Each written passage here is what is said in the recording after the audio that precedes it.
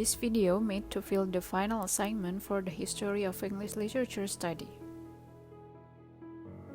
What did I learn from this class? First, we will start from the 18th century. According to British literature timeline, this era has enlightenment especially in science and result in great technical progress. The literature works in this era have the genre of wit, black humor, satire, and sarcastic criticism as we can see in the Jonathan Swift's books. He had aspired to variety and to an intermixture of wit and humor, quickness of fancy and jocularity, both in A Tale of a Tub and in the satire of the pretension of modern literature, The Battle of the Books, published with it in 1704. Next, we are moving to the Romantic era. Romantic period literature turned into sentiments, tradition, and exotic settings. The literature work of this era sensibility had existed before 1798, but the new poets found for it an authentic voice, touch, and intensity. William Blake, his poem called Songs of Experience, contained what have become his most celebrated poems. His poem in the Romantic period changed priorities in English literature. It is about personal experience rather than the public and moral concerns. In this general cultural shift to finding meaning in personal rather than collective experience, the poem showed the way. Next, High Victorian. The High Victorian era consists of explanation and theories of scientific and economic confidence and of social and spiritual pessimism. The most novels by the authors in this era are written in the fiction genre. By looking at their work, like the super productive Dickens in the dominant figure of the Victorian novel, combining elements of the Gothic.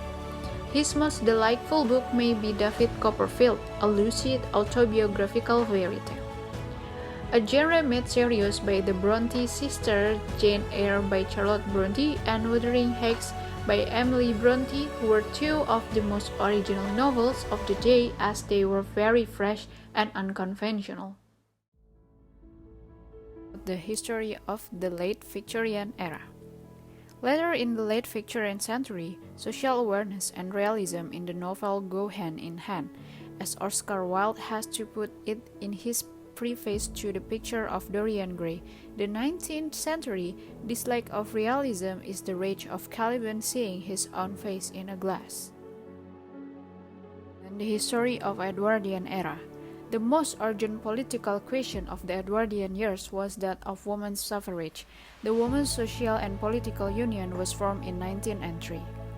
Laws, some of them trivial, were broken, women were arrested, tried, imprisoned, and most of objectionably to public opinion, force-fed went on hunger strike. Took largely respectable and middle class in inspiration. The suffragette movement was the first truly galvanizing force in the lives of a wide spectrum of British women for, as one activist later put it, it provides our education in that living identification of the self and with the corporate whole. The history of the Modernism period. Modernism is essentially post-Darwinian. It is a search to expand mankind's place in the modern world, where religion, social stability, and ethnics are all called into question. Indeed, it is true that readers need a background awareness of psychology, anthropology, history, and aesthetic to master some of the literature of the early years of modernism. T.S. Eliot even furnished footnotes to help the reader with his The Waste Land. But all through what might be termed the period of modernism, there were writers who kept working away in more traditional modes. The history of the 20th century. By the time of the First World War, there was a whole new generation of young soldiers who not only could read but very important were able for the first time in the history of war to write letters home describing war in all its unheroic horror. The 20th century saw more and more of this broadening of artistic trends, extending into the other cultural forms of radio, television, cinema, and popular music. Some writers react to this situation by concentrating on a narrow, highly educated audience who would understand their alienation from this changing world.